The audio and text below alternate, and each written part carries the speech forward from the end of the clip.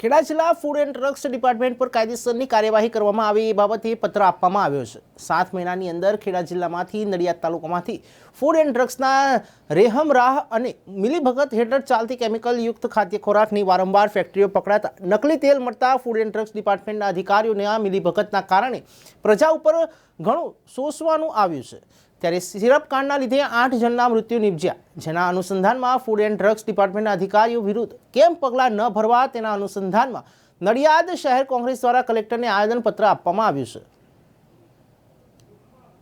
આટલા મોટા કાંડ થયો, આટલી મોટી ફેક્ટરીઓ બની ગઈ, લાખો રૂપિયાનો કરોડો રૂપિયાનો માલ સામાન બન્યો, કાચો માલ આવ્યો, કાચું રો મટીરિયલ આવ્યું, કેમિકલ આવ્યું, એમાંથી માલ બન્યો, વેચાઈ ગયો, લોકોના પેટમાં ગયો। ત્યાં સુધી શું તમને એવું લાગે છે કે આ ડિપાર્ટમેન્ટને ખબર ના પડે? ડિપાર્ટમેન્ટના અધિકારીઓ સવારે 10 થી સાંજના 5 વાગ્યા સુધી રોડ ઉપર જ હોય છે, એટલે એમને બી એમના હોથા હેઠળ જ આ કંપનીઓ ચાલે છે અને સૌથી વધારે હપ્તા લેવામાં આવે ત્યારે જ આવા કાંડો સર્જાતા હોય છે।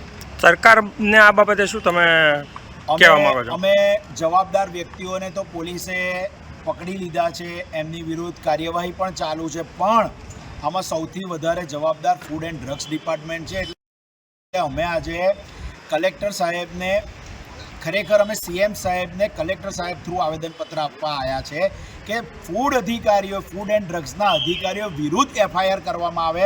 જો આ એફઆઈઆર થયો તો તંત્રમાં પણ સોંપવો પડશે ને ફરી આવું ના થાય તેના માટે લોકો ચેતશે।